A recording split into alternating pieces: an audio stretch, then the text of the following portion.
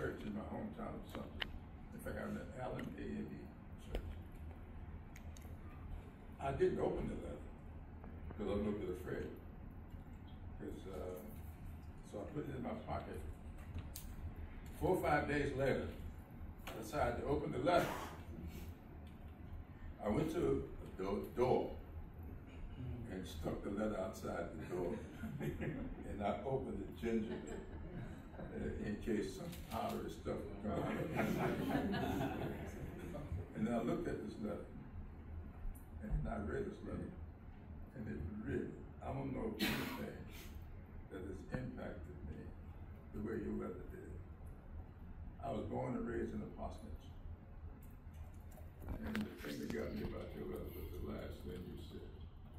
That when you got that check, you paid off student debt for your children, and then you had a little bit left to pay a tithe to your church. I want to yield to you and let you present the secretary. Probably 10 years ago, I felt like I'd done everything I could, so out of desperation, Congressman Clyburn was not my congressman, but I wrote him a letter, and I said, I'm not getting any help from any of the people in my district. Is there any chance you can help me? He was the only one who took the time to write me a letter back. And he said, look, I understand your situation, but I got my own constituents, and you just need to talk to your congressman. So I wrote him back, and I said, I just thank you for writing me back. Nobody else has even done that. So he did do that. Well, with the redistricting, and what year was that, 2022?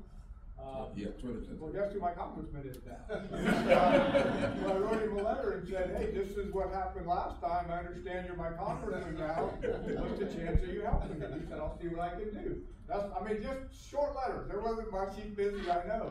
So, and I totally did understand that I was not his constituent. He's got a lot of people to take care of. So anyway, within 2 weeks, I'm getting letters and calls from the White House. I'm getting letters and calls from the Department of Education. And so, to make the long story short, and then I think it was October of last year, I got a letter that said, your school loans have been forgiven.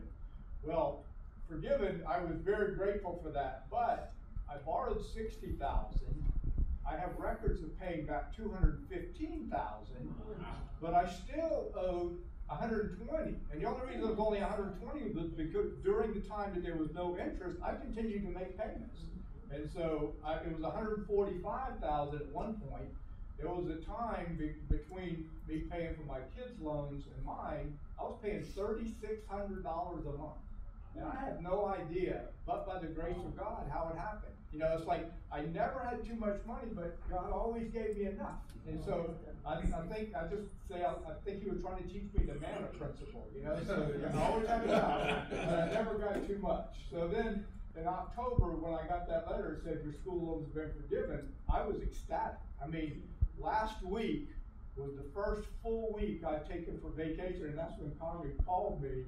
I was on my first full week of vacation in over 20 years. And so, for some reason my wife picked Jekyll Island. It was hot. I don't know.